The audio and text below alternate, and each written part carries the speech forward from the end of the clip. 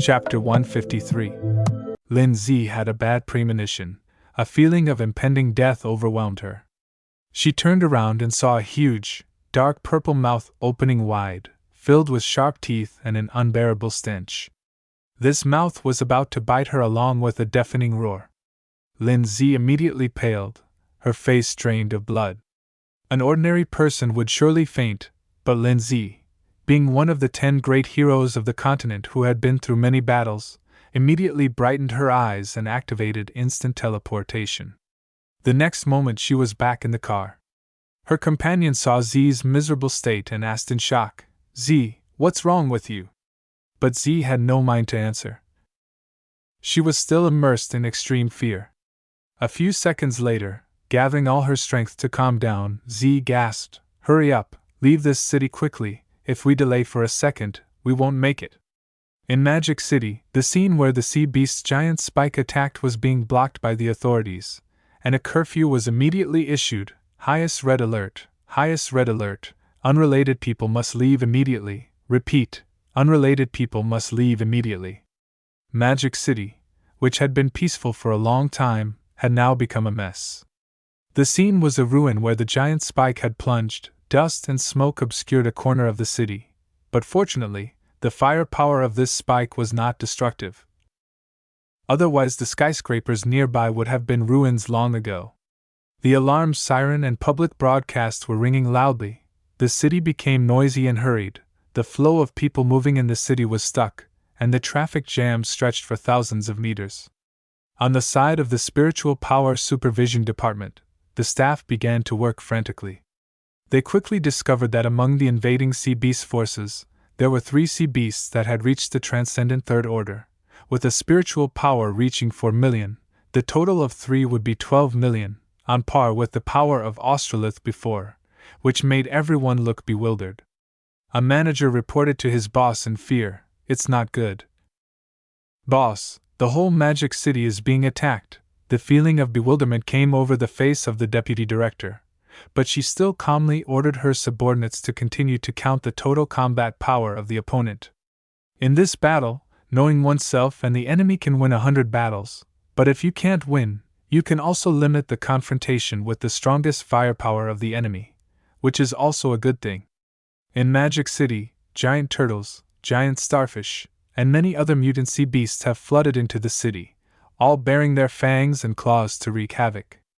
7 coastal countries have formed an alliance to resist the invasion of the sea, because they have no choice but to put aside all previous conflicts of interest and join hands against the sea. As all of them are being attacked by sea beasts, without exception. In Luo country, standing on a wave is the figure of a mermaid. She is watching the city being ravaged by the sea beast attack everywhere. A giant orange octopus is crawling up a building that it just knocked down. Its soulless eyes are looking around to see which building is bigger. Over here, right in the fishing village, a giant purple crab is raising its large claws, preparing to split the residential area in half. Isn't this girl a person of the sea beasts? She also doesn't know what's going on. Why is the sea so angry? Is the sea declaring war on the land? She wonders to herself. On the side of Misty Mountain, news quickly arrived. The mutant dolphin is transmitting this news to Qing Tong. After hearing it, Qing Tong immediately confirmed, "Is that so? Then staying in that coastal area, you will be affected by the war. Quickly return to Misty Mountain." But the dolphin refused and added, "This great war is initiated by the royal clans of the sea. All sea creatures are summoned, even I am no exception." That's right, a class system under the sea is quite similar to humans. When war breaks out, usually the healthy people have to participate. If roll call is missing, it will be considered desertion, kill without mercy. Qi Tong certainly understands this. After all, he is a human. Qi Tong then agreed, "If so, then you guys have to be careful." The dolphin reassured, "Don't worry, my brother, I still have the trick of muddying the water to fish, it will be fine." Haha, surely the mutant dolphin is always smarter than other fish. Qi Tong didn't say much. This news is too confidential and important. He immediately jumped on the back of the white bear and rushed back to the headquarters like a madman. Kankura led a group of mutant beasts. Their faces were really serious. They were arranging troops. There were a few more large birds in the sky. What's going on this time?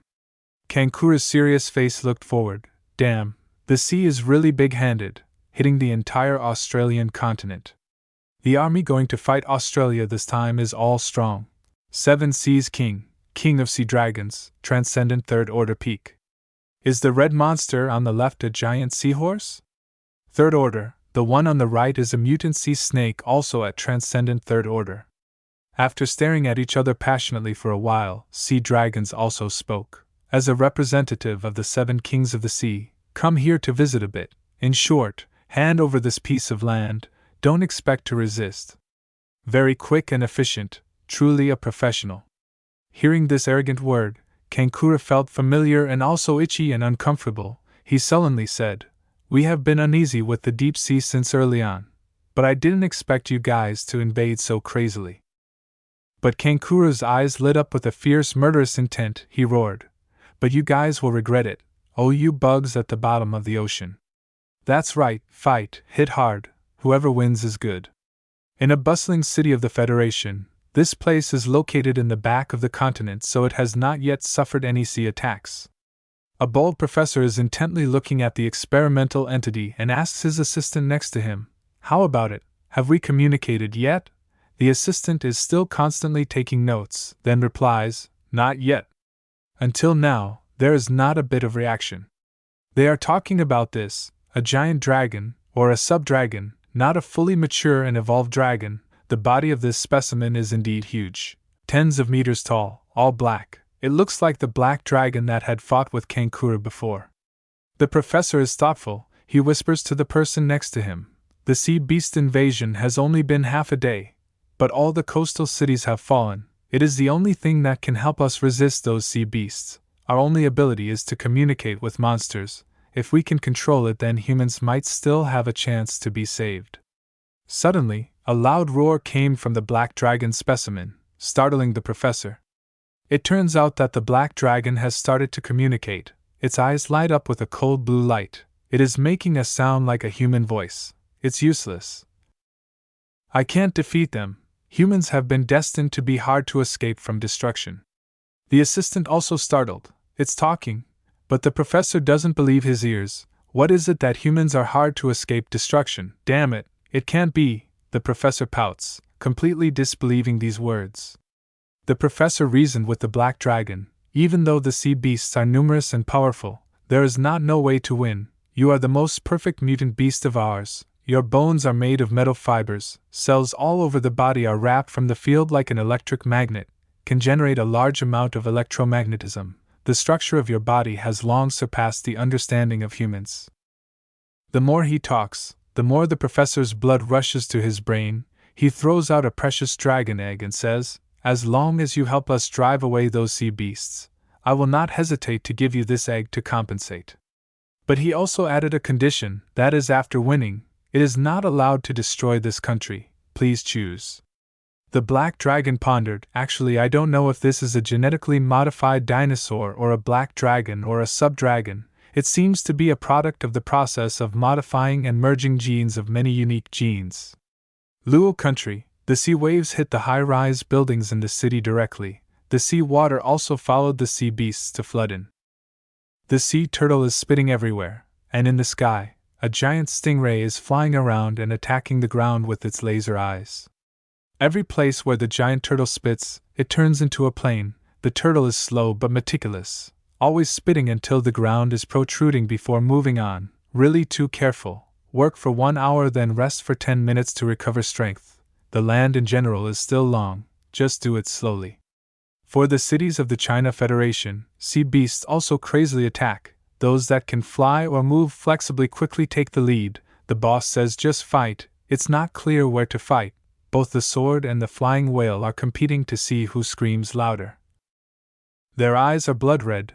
They are immersed in an endless killing frenzy. But humans are small. No matter how many people they kill, they don't know. They have to count the number of buildings as achievements. Whoever destroys more houses is considered more powerful. This is a fish with a large black shadow on its head. It is very deep under the ocean. This time it was also encouraged to attack the land, but because its light is not as bright as the sun, so the more it shines, the darker it gets. It's really pitiful. The superhuman warriors of mankind have begun to fight back against the deep sea. They are not afraid at all and rush in, because they are already the last line of defense. Heavy weapons are naturally not prioritized in such a city area. These sea beasts are basically not too domineering. They can't make it difficult for the good warriors, but they are too many. These warriors will be tired and die. The sea water just recedes. Another wave comes. In the wave, hundreds of other large mutant sea beasts emerge. Fire City has sunk into the water. This is the city that Xiaoling is managing, because the city's terrain is only level with the sea, and the embankment has been destroyed by the sea beasts. The sea water quickly floods in. Wherever it is high, the sea beasts just need to punch a few times and it will collapse. Wherever the sea beast fights, it leads the sea water there. This is a wise strategy. The more you fight, the more you win. More importantly, sea beasts without sea water will weaken over time, so it is absolutely necessary to bring sea water along.